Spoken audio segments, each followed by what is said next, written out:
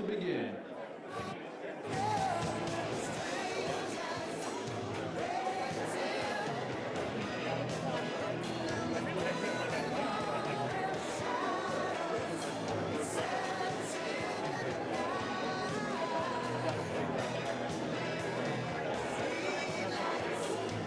Folks, we need you in your seats to begin the program. Thank you.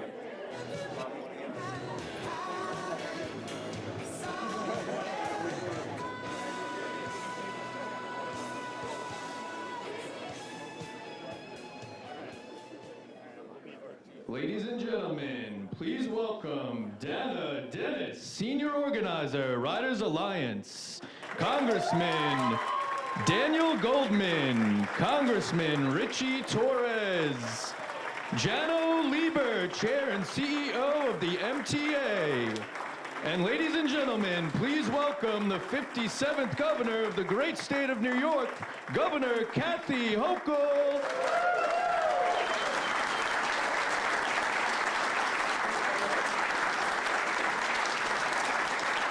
Thank you. Thank you, everyone.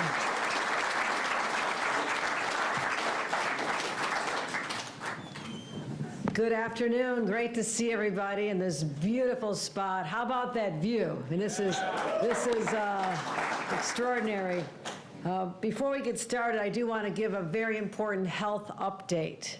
And similar to what we saw a short time ago, the air quality is deteriorating very quickly in our state as a result of the Canadian wildfires. And that being said, over the next 48 hours, we're anticipating the smoke and the haze to come all across the state. And we've been watching this, monitoring this, and it's going to enter the New York skies tomorrow morning with western and central New York hit first Wednesday, and by Thursday, you're going to see the smoke affecting New Yorkers here in the city as well. A reminder that a good quality index, air quality index, is 50. That's the one you like. And we're expecting the numbers literally tomorrow across the state to be in the unhealthy range, and they'll reach hazardous levels in much of our state. So I'm announcing that as a few minutes ago, we've had to announce air quality advisories in different parts of our state. As I mentioned, Western New York, Eastern Ontario, Central New York, and we're going to be monitoring this very closely. In Western New York, we're expecting unhealthy about 151 to 200. Unhealthy for Eastern New York is going 101 to 150, and other parts 150. But as we saw last week, this can deteriorate very quickly. You may be at 150 one moment, and then all of a sudden it's 200. And we actually experienced 400 in the city of New York, and Syracuse was also the hard hit. So we all know what that felt like. You know, we actually had some situations, and people talk about smoke alarms going off in their homes. You know, indoors in Albany, it was hard to breathe. So we know how detrimental this can be. So we are going to be out there vigilant, and I'm appreciating the media for broadcasting us across the state. So we are making sure everyone is aware.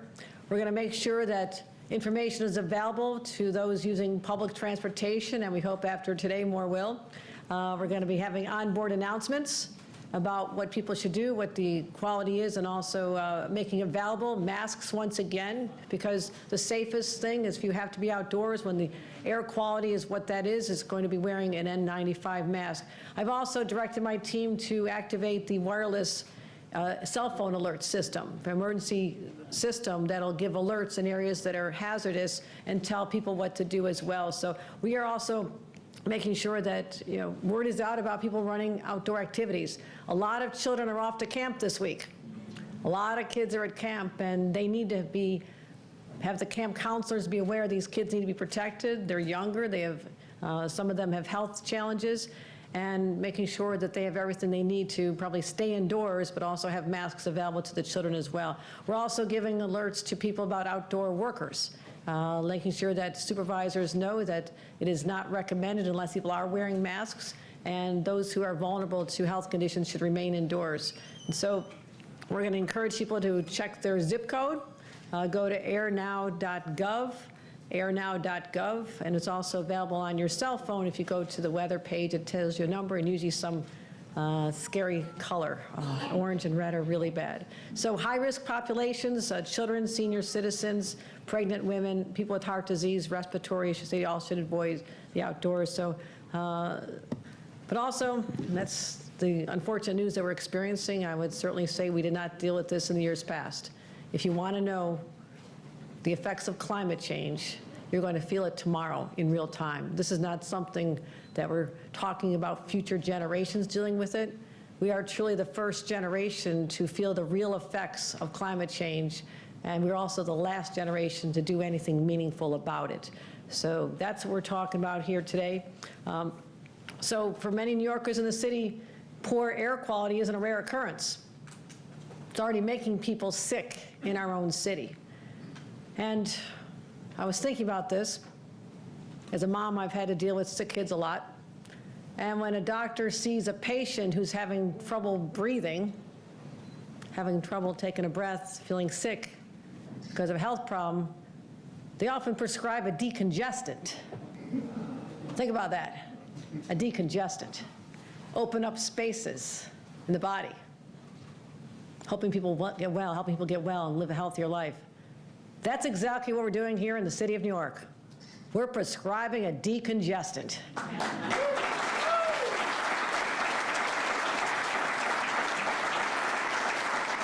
And how are we doing that? We are going to be the very first state in the nation, the very first city in America to have a congestion pricing plan. We are setting the standard right here in real time for how we can achieve cleaner air, safer streets, and better transit. And you are all part of making history. And this is how we help the body heal, get better, get healthier. And I'm alongside here today so many leaders who truly understand the urgency behind this, and some who are not with us. But I do want to give a special shout out to our president, President Joe Biden, who has authorized this process to move forward. We are grateful for that. Secretary of Transportation, Pete Buttigieg, all their agencies were very involved in helping us take the necessary steps to give us the green light to move ahead. Also want to say that, in addition, we have officially from the federal government the announcement that the Federal Highway Administration has issued a finding of no significant impact caused by congestion pricing. That was long awaited, but it allows us to move forward here today. And I want to thank other individuals. First of all, anyone here from the RPA? Hi, thank you. Tom. Now, I'm going to guess that Tom and others were not there in the 1960s first proposing this, but the RPA was one of the visionaries, the organizations that was studying this back in the 1960s as a way to alleviate congestion in this thriving metropolis even back then.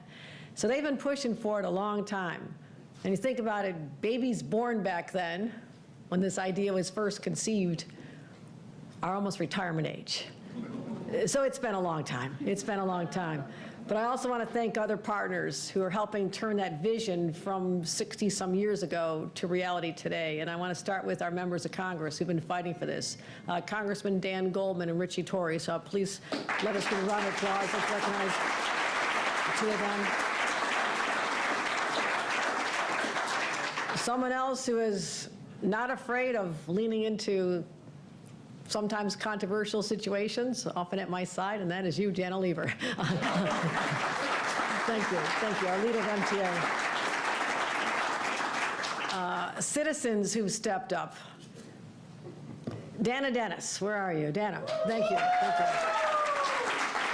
Senior organizer at the Riders Alliance. And her work doesn't finish today. No, she's telling me how she's going to go out and take this on the road and help educate people about the power of what we're doing here today. So I thank you and other citizens who stand up because you care. Let's give her one more round of applause.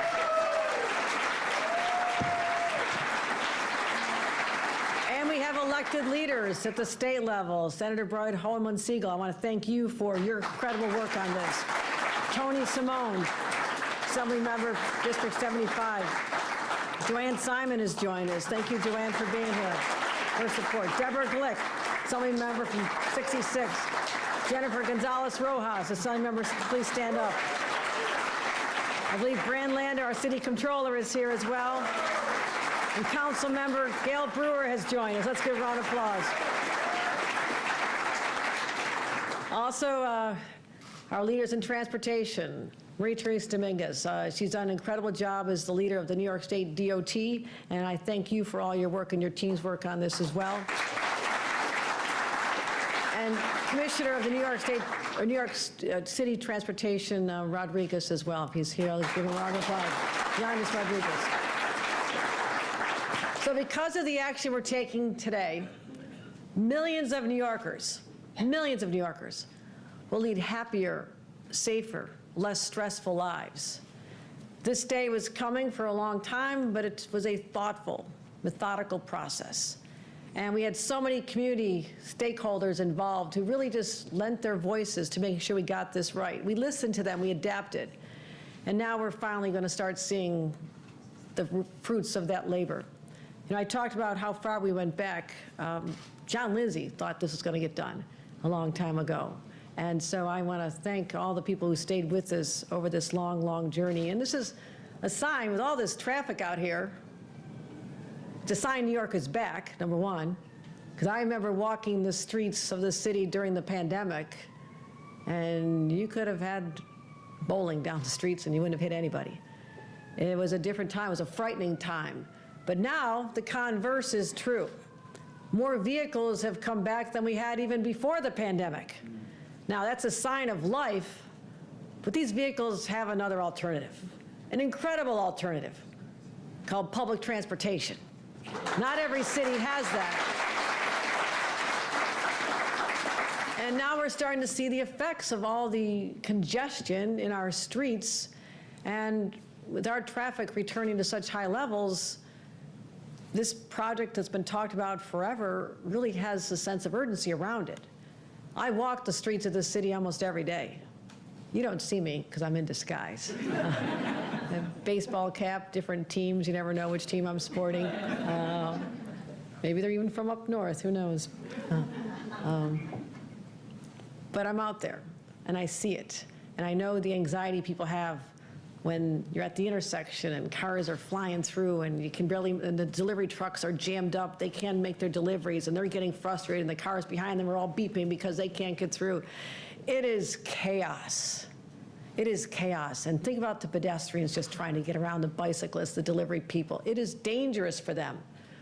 But all this concentrated activity, the vehicles sitting there idling because they cannot move, and our buses that are not moving, it's also creating all this exhaust and emissions that our people are breathing. As I mentioned at the outset, we're more cognizant of what's going into our lungs these days, and we're experiencing the effects of the wildfires in Canada. What about the wildfires that are happening on our own streets right here, coming out of the exhaust pipes from all these vehicles?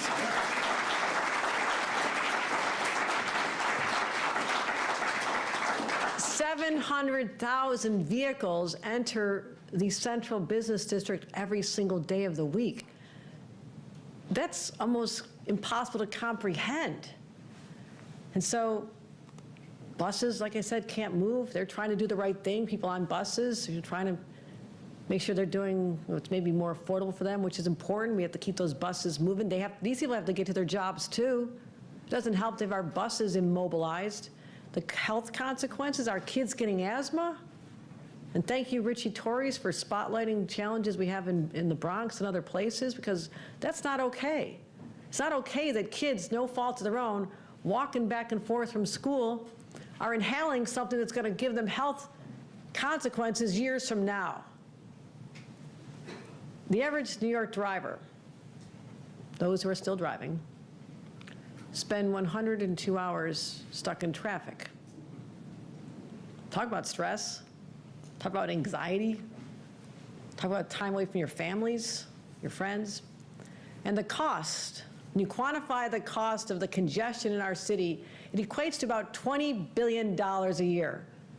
I happen to think we could do a lot better things with $20 billion, don't you? I think it's a complete waste. That's a loss to our economy. People are late for work, people are spending too much money on gas, and it doesn't have to be this way. That is the good news. This does not have to be our destiny, New York, and it's not going to be any longer. We have the power to build a a healthier, safer New York, but also how exciting is it for us to know that we can be the model for the rest of the nation. That's what we always do. We're always the leaders. We're always the first in America. Others will look at us. Other cities are paying attention. How is it going to work here? Well, we're going to show them. We're going to show them how you do this. And I mention sports teams all the time. I love our sports. But I think about, we love to win here in New York, right? We love to win. We have, right now, it's Yankees, Mets season. But sometimes losing is a good thing, too. Let me explain that. With congestion pricing, New Yorkers have a lot to lose. How about 15 to 20% fewer vehicles in the central business district every single day? Less noise, less honking, less gridlock. How about less air pollution, lower carbon emissions, lower speeds, fewer crashes? I don't mind losing that. Fewer kids getting hit by cars on their way to school. And again, we talk about being first in the nation. A couple other places have done it globally. We've watched them. That's why we know this will work here. We know it'll work. We saw what happened in places like London and Stockholm where the congestion dropped 10 to 20%. It's extraordinary. But all the talk about losing, New York are winners. New Yorkers are winners. Let's talk about the fact that we can generate revenue. We can win the effort to make sure that we have enough resources, enough money to continue funding the system that allows us to have this alternative. We have to keep public transportation strong and vibrant and clean and on time. Otherwise, we're not offering people a better alternative. And thank God we have a better alternative, fantastic alternative. But we're going to keep making sure we have the investments to make sure that years from now, it is just as viable and as vibrant as it's always been. So $1 billion extra a year to leverage $15 billion in bonds.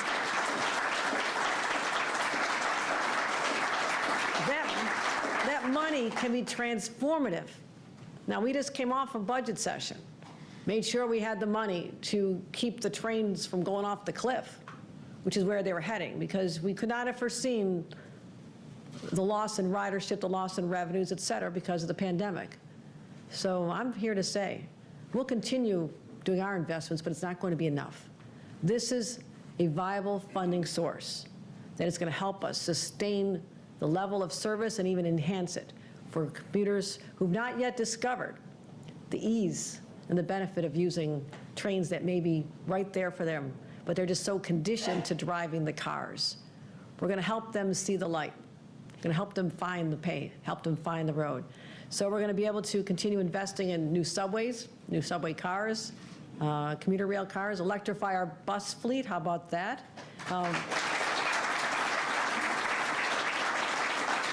Facilitating our ADA compliant and accessibility retrofits, which is critically important. So let me conclude by saying this. Doctors know, parents know, sometimes it takes a little while for the decongestant to start taking effect, okay? We're gonna give it a little bit of time. We're gonna get this right. We're gonna get the messages out. Dana, thank you again, and all others are gonna help educate people. And the point is today we've diagnosed the illness. We have the medicine. We can make it better. And ultimately, the body, this vibrant body known as New York City, will be so healthy and vibrant, and it'll live forever because of what we're doing here today. So thank you, everyone who's been part of this journey for such a long time. Thank you. Thank you. Thank you. And with that, let me introduce the leader of the MTA, someone who will continue to build a legacy of incredible accomplishment, especially during some of the most challenging times in the history of our city, Jana Lieber.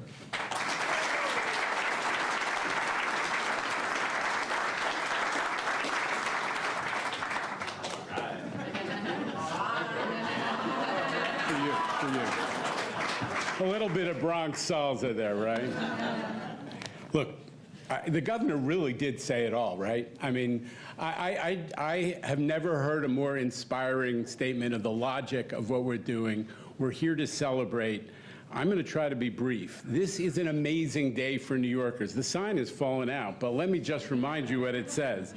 Congestion pricing means less traffic, better transit, cleaner air, and safer streets. That's what congestion pricing means for New Yorkers.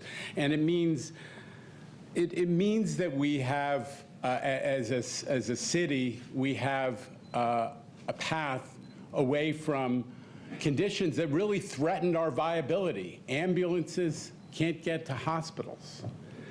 Police cars can't get to crimes in progress. And nobody's done more to help us than Governor Hochul and Mayor Adams in addressing issues of safety in the mass transit system and the city at large.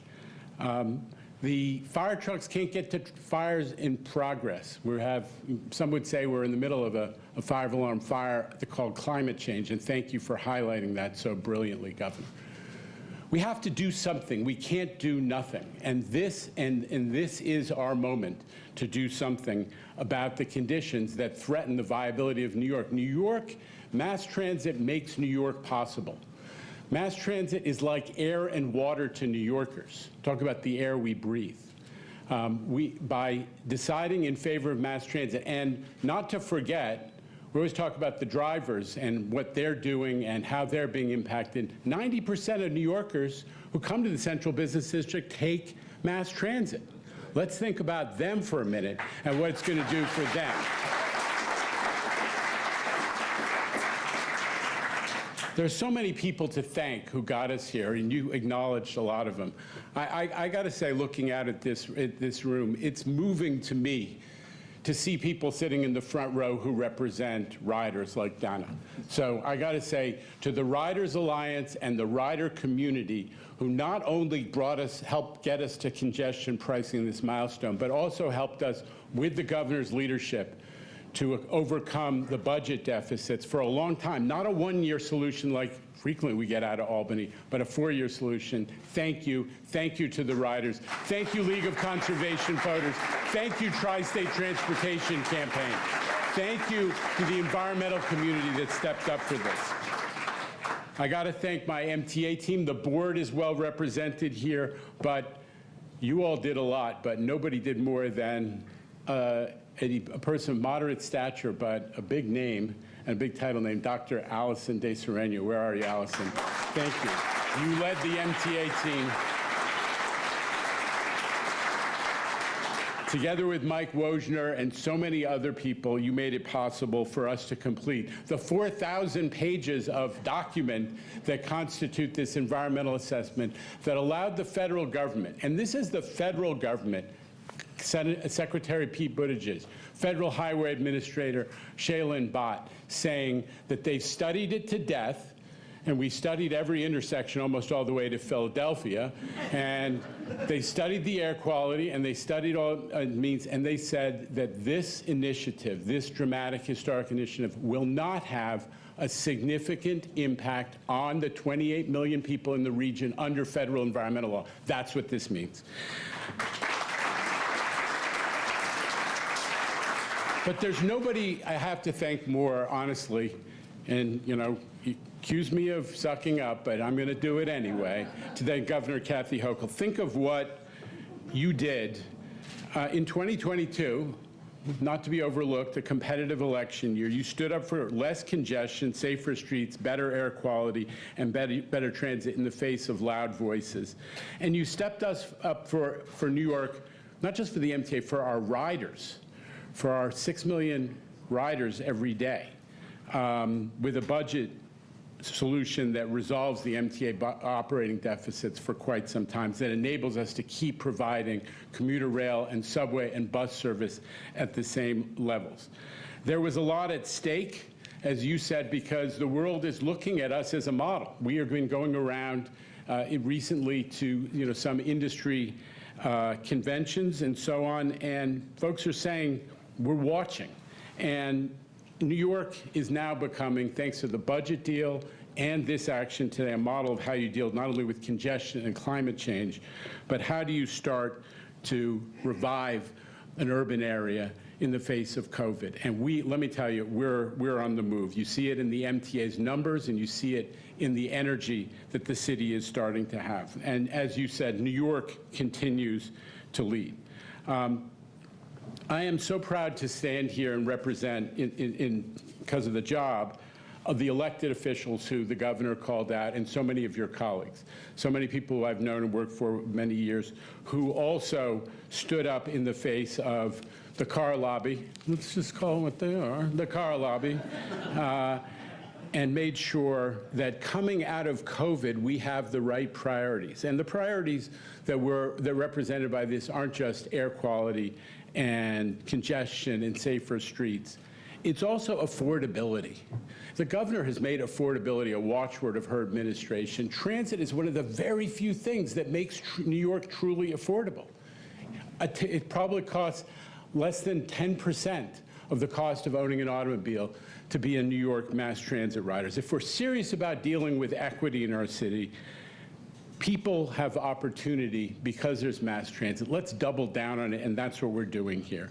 New York mass transit is what makes our density possible, our density that's 9 times Phoenix or Houston and double Boston and Chicago. We couldn't be New York without mass transit, and we're helping to bring people back to mass transit with everything that's going on. So thank you to everybody who got us here today.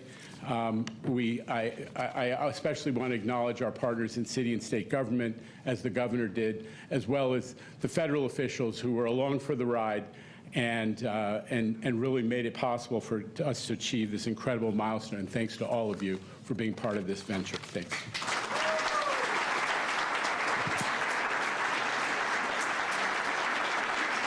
And now, a much more compelling speaker who is also a better dancer, Congressman Richie Torres.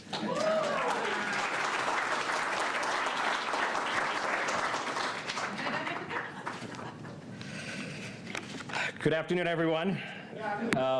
It's truly an honor to be here with the governor, with the MTA chair, with all of you. First, I want to pay tribute to Dick Ravage, who tragically. Dick Ravage is one of the greatest public servants that our city has ever known. And congestion pricing is the culmination of his life's work. And so I'm proud that we're all proudly standing on his shoulders. I want to thank the governor and the MTA chair for undertaking the most ambitious effort at congestion pricing in the history of the United States. You're sending a powerful message that as New York goes, so goes the rest of the country. And to the governor's point, you know, we live in a world that is so interconnected that wildfires in Quebec can lead to extreme air pollution here in New York City. And we're reminded that climate change is not an abstraction. It's a clear and present danger that requires bold action like congestion pricing. Congestion pricing would lead to as much as a 20% reduction in the number of vehicles entering the central business district, less congestion, less air pollution, fewer greenhouse gas emissions. It would improve public health and combat climate change. It's a win for equity because it will benefit the lowest income communities of color. It's going to benefit our essential workers. You know, during COVID, we saw our essential workers, who primarily use public transit, put their lives at risk during the peak of the pandemic so that the rest of our city and state could safely shelter in place. And we have a moral obligation to ensure that those workers have a reliable and affordable public transit system that enables them to survive and thrive in our city. The MTA is essential to our essential workers who are essential to all of us. And this plan is a benefit not only to the users of public transportation, it benefits all of us because we all benefit from the economic growth that the MTA facilitates. This is a win for environmental justice. It will invest $155 million in EJ communities, particularly in the Bronx. $25 million for green spaces and parks, $20 million for EV charging stations, $20 million for clean trucks, $15 million to replace refrigerated trucks units at the Hunts Point Terminal Market. These trucks are the dirtiest fossil fuels, and replacing them will cut particulate matter pollution by as much as 90% in the Hunts Point area.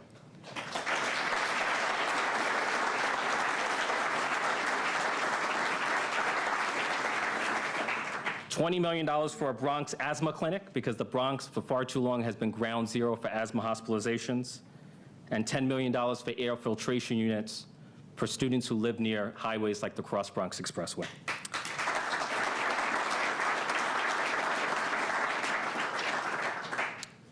The MTA is the lifeblood of our city, and the 24/7 transit system is the envy of our nation. And we have a historic opportunity to not only sustain, but to strengthen that which makes New York City the city that never sleeps and the greatest city in the world. And I'm honored to be a small part of this effort. Thank you. Oh, and now I have the honor of introducing someone who boosted my seniority in the United States Congress. I call him America's prosecutor, Dan Goldman.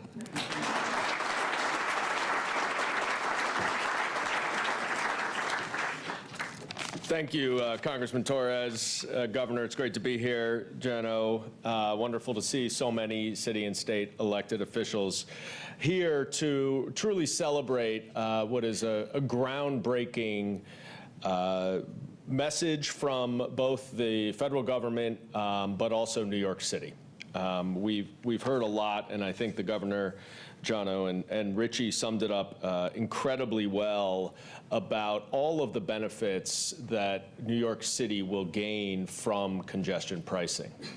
I want to also highlight a couple other benefits that those outside of New York City will get.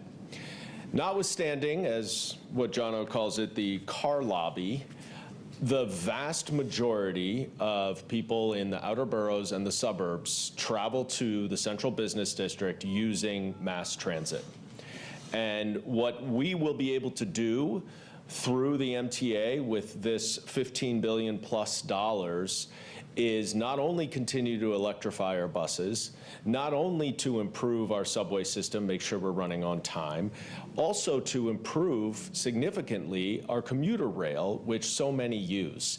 And ultimately, and I think this is what I'm perhaps most excited about, to fix and reduce the number of transit deserts that we have around the city through capital improvement, through additional bus lines, and hopefully one day through more subway usage. I also want to just acknowledge a couple other people. I want to give a warm welcome, or a warm shout out, I should say, to the Dean of the New York Congressional Delegation, Jerry Nadler, who has been a tremendous proponent of congestion pricing. And as I personally welcome you to my district here, it is also, I also am in an interesting district because about half of my district is in the central business district and about half of it in Brooklyn is not. And I'm also really proud to see Assemblywoman Joanne Simon here from the Brooklyn side, who has undoubtedly taken a little bit of flack for supporting congestion pricing, but as a proud environmentalist and a staunch supporter of not only attacking our climate change issue, but improving our mass transit, reducing congestion, making our streets safer, and doing it all so that we can reduce pollution. And we all know that pollution went down by 40% during the pandemic. So we know the benefits of reducing car traffic, and we know that we will be able to have a much less traffic. Buses will be able to move faster than 9 miles per hour. And I think what the governor pointed out that's so important is we've seen this done around the world. London was able to increase their public and green space by 30% after they implemented congestion pricing, and it has had pretty much no impact on tourism. So it's a little bit of an adjustment to get used to what may be coming, and I think a lot of people are imagining what the worst case scenario is. But because of the work that Jano and the city and state have done to assess the environmental impacts and evaluate this, and because of the data that we have from other places, we know this is going to work. So today we are not actually just celebrating what is commonly called a FONSI, a finding of no significant impact. we are celebrating a finding of significant impact, and it will have a significant impact on our city. So thank you all for being here. Very proud to be able to support this. Thank you, Governor. And now I get the honor of introducing Dana Dennis, the senior organizer from the Riders Alliance, who has been such a wonderful advocate on behalf of transit riders, speaking about how this will dramatically improve the lives of so many. Dana?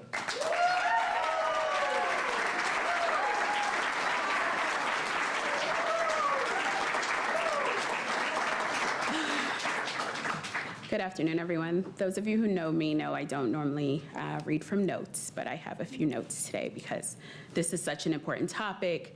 It's been such an important fight in my life for the last 5 years, and I want to make sure that the things I need to say are said today. First, I want to thank the governor for having me here. Congress members that went before me, Jano, you know, we're going to keep working together and fighting for a better MTA. And NYU, thank you, Sarah, for hosting all of us today. Also, there are some leaders here. Pedro, I heard you, my brother in this fight, all the way from Bed-Stuy. And Debbie, who lives right here in the Central Business District and came out with us today to represent bus riders in this district, and as the governor said, getting those buses through the traffic. But I'm here to represent subway and bus riders from all across the city, from every borough. And I want to make sure that this topic has a positive light continually. I think the naysayers have been loud. We've heard them. They're clear. And I'm not against making room for those conversations. We need to do that. We need to make sure that people are imagining even the worst case scenario, and then we need to push back and let them know what the benefits are and what is going to be so great about this. So I just want to say to Washington and to our leaders in DC and the congressional leaders here across the districts, thank you, right? I'm thankful to the president and for everyone in Washington for pushing this through. We need this program. Change is difficult. When we start to see change and things become different, we get nervous, we get uncomfortable. And I think that's what's happening across the state and across the city with congestion pricing. And a lot of times, unfortunately, the most affected, right? The people who are going to get the biggest results out of it, and even sometimes the biggest benefits, are the ones who are kind of the last to hear about it. So when we start to talk about transit, right, and transit riders, and the ones who are the most transit dependent, so who is that person? That's the immigrant riders. That's the black and brown rider. That's the poor folks. That's the single mom with 2 kids and she can barely afford to put $2.75 on her Metro card. That is the folks who got us through and is still getting us through the pandemic. They were working late at night, overnight, stocking our grocery stores. They did not have the blessing that many of us, including myself, had from being remote or being hybrid. Those folks are working 2 jobs. So they didn't hear about the hearing. They didn't know. They didn't even know that it was going on until the end. And that's unfortunate. So I kind of have a personal charge for everyone in this room, for everyone who understands that congestion pricing is a great thing. It's going to be amazing for our city. While, as the governor said, the entire country is watching, hopefully what we can do is we can start to put that community aspect back into this. We talk about the policy, we talk about the numbers. If you are representing an organization or an agency who has it in their budget in this year, then I am encouraging you to hold a meeting and take up community space, whether it is in person or virtual. You don't have a facilitator, call on Riders Alliance. We're not perfect, but we will come out. We will reach out to our colleagues at RPA, at Tri-State. We will try to make sure that there are folks in the room who can talk about why this is a great thing for our city, from an environmental point of view, and of course for me, from a transit point of view, why we need to speed up buses in the Central Business District. While outside of this district, transit riders are going to benefit. So let's talk about that. My work, right, is to constantly talk about what we can do to help these folks. And these folks, it's me. I'm these folks. This is how I got into this fight. Just being a person who could not afford my Metro card, working full time, could barely afford my rent in this city. So I'm always going to bring it back to that. That's me, a person who grew up in poverty and often still feel the effects of that throughout my family. So when we are making space for the rider concerned around this, we want to make sure that we hear them and we bring it back to how this is going to benefit them. The biggest things that I hear in my office that I get emails and calls about every day: my train is delayed, I'm late to work, I'm late to school. I took a hit for childcare because I had to pay the late fee. I took a hit from work because my supervisor doesn't want to hear one more late train story. Everybody in here has a late train story. The meeting you were getting to, the job interview, right? The party you needed to be at. And it really wasn't your fault. You got up early. Well, we saw investments on the state side this year. Can we just get a round of applause for that? Huge, right? Huge. Our state leaders went to bat for frequency. We know because we were calling and emailing them nonstop. We're thankful for that. So that's a big one. That's one that we hear. Accessibility, huge wins again this year. And I'm hoping through congestion pricing, we can continue to have those investments. Because it's not okay that our transit system is only 25% accessible, fully accessible to riders. So again, we continue to see our seniors, our folks that identify with disabilities, still stuck on that bus that's got to get through traffic. And they do not have the option of hopping on the train that may or may not be late. So we've got to highlight them in this fight. And then affordability, it's a big one too. I know it's not here, but I'm just always going to plug the need to expand fair fares. So I'm just plugging it here. That's my fight. But that's a big one too, right? You know, we've got to continue to work together. I'm thankful for you, Governor Hochul, right? It's good to see leadership on the state level that understands why this is important, that is leading the way. You know, it's good to have this. This wasn't always the case. It wasn't the case 5 years ago. So I can't wait to see what comes out of this. I'm not going to hold you up any longer. I'm going to thank everyone for being here, but I'm serious about that plug, about the meetings. Please grab one of us before we walk out the room. Thank you for being here today.